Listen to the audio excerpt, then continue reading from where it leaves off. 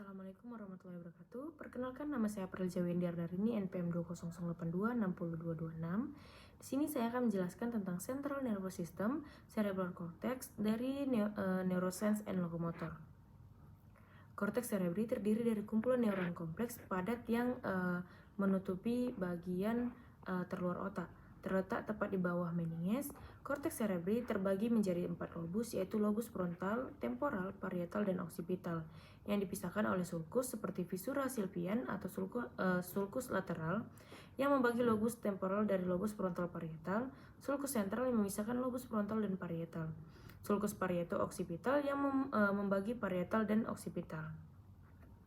Untuk lobus frontal, ini merupakan lobus terbesar pada otak dan terletak di bagian anterior dari sentral sulcus, baik secara anatomis maupun fungsional. Terbagi menjadi area signifikan yang berbeda.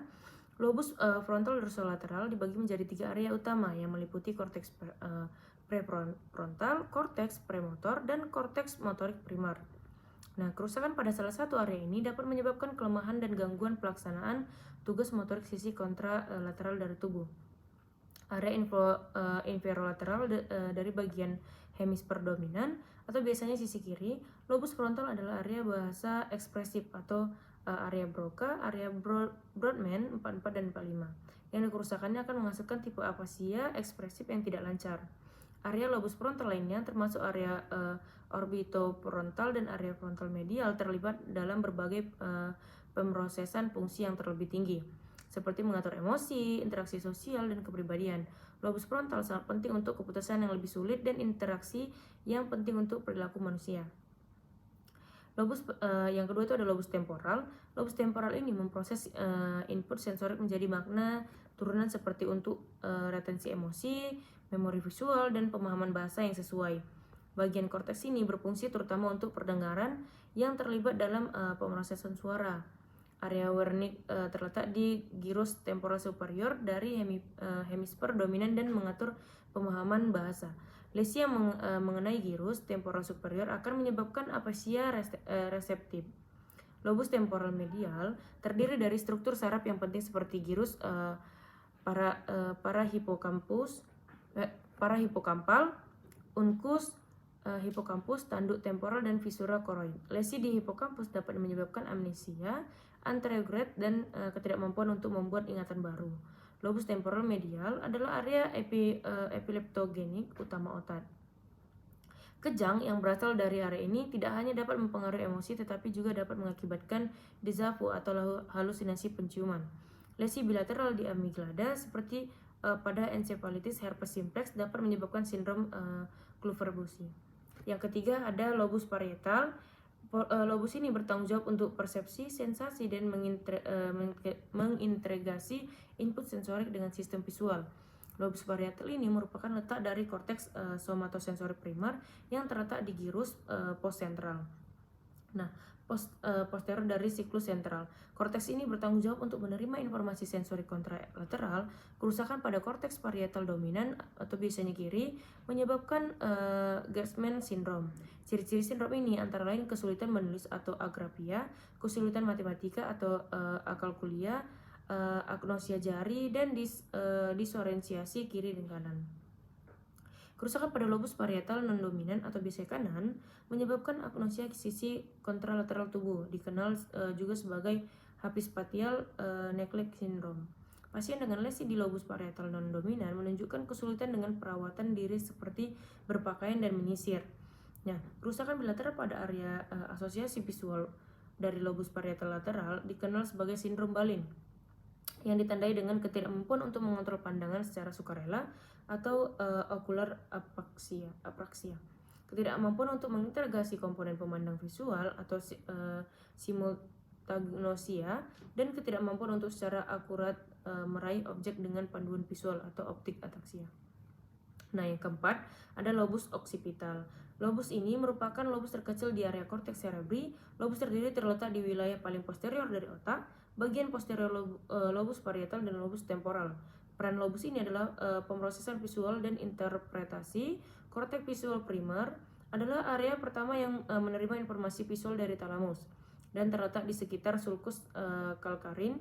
Korteks visual menerima, memproses, menafsirkan informasi visual. Kemudian informasi yang diproses ini dikirim ke daerah lain di otak untuk dianalisis lebih lanjut. Contohnya itu lobus temporal inferior. Informasi visual ini membantu seorang agar dapat menentukan, mengenali, dan membandingkan objek satu sama lain. Nah, untuk korteks cerebral adalah lapisan terluar yang terletak di atas cerebrum. Cerebrum adalah area otak terbesar. Cerebrum membagi menjadi dua bagian yang disebut hemisfer. Hemisfer ini dihubungkan oleh seikat serabut saraf yang disebut corpus callosum.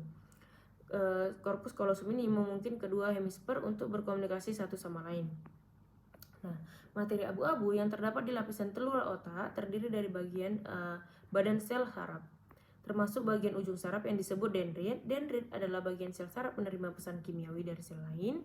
Korteks cerebral adalah berwarna abu-abu karena bagian saraf tersebut tidak memiliki lapisan lemak yang disebut mielin. Lalu ada area fungsional. Pembagian ini memiliki tujuan yang berbeda tetapi bekerja sama untuk memproses informasi, mengendalikan perilaku, dan memungkinkan fungsi kognitif yang kompleks. Walaupun area-area ini tersebar di berbagai lobus, terus fungsinya spesifik berkontribusi terhadap kemampuan korteks cerebral secara keseluruhan. Nah, area sensorik menerima pemrosesan informasi dari berbagai indera. Yang pertama itu korteks visual, terletak di lobus occipital. Korteks ini memproses rangsangan visual dasar dan berkontribusi pada pengenalan objek. Belahan kiri memproses bidang visual kanan dan sebaliknya. Lalu korteks somatosensori terletak di lobus parietal. Korteks ini menciptakan peta tubuh dari informasi taktil, termasuk suhu, sentuhan, dan rasa sakit. Masukan sensori ini pertama-tama diteruskan melalui talamus, pusat mengarahkan sinyal masuk dari tubuh ke area kortikal yang sesuai untuk diproses. Lalu ada korteks auditory, terletak di lobus temporal. Korteks ini memproses informasi pendengaran, termasuk bahasa. Beberapa orang dapat menggunakan area ini untuk beralih bahasa. Nah, ada korteks gustatory, terletak di lobus frontal, bertanggung jawab atas rasa dan persepsi rasa. Nah, yang kedua itu ada area motorik. Area motorik mengatur dan memulai gerakan sukarela, terutama ditemukan dalam lobus frontal. Korteks motorik primer yang pertama berisi homusculus motorik, peta representasi tubuh. Setiap hemisfer mengendalikan sisi tubuh yang berlawan. Korteks premotori mempersiapkan dan mengeksekusi gerakan, krusial untuk mempelajari imitasi. Korteks ini juga berperan dalam kognisi sosial dan empati. Nah, ada area motorik tambahan, itu merencanakan urutan gerakan kompleks dan berkontribusi pada pengendalian gerakan. Lalu ada area asosiasi. Area asosiasi merupakan area korteks cerebral yang tidak terlihat langsung dalam pemrosesan sensori primer atau kontrol motorik. Kelenjar ini ditemukan pada keempat lobus, membentuk sebagian besar korteks cerebral dan tersebar di antara area primer, sensorik, dan motorik. Integrasi informasi dari berbagai area sensorik dan motorik mengaktifkan fungsi kognitif tingkat tinggi seperti berpikir abstrak dan pemecahan masalah, mendukung proses kompleks seperti bahasa, memori, dan perhatian. Ini peran kuncinya. Nah, segini saja yang bisa saya sampaikan. Ini referensi yang saya gunakan. Saya tutup dengan penutup majelis. Subhanakallahumma wa bihamdika asyhadu an la ilaha illa anta astaghfiruka wa atubu ilaik. Saya tutup bila saya ada salah kata, saya mohon maaf. Assalamualaikum warahmatullahi wabarakatuh.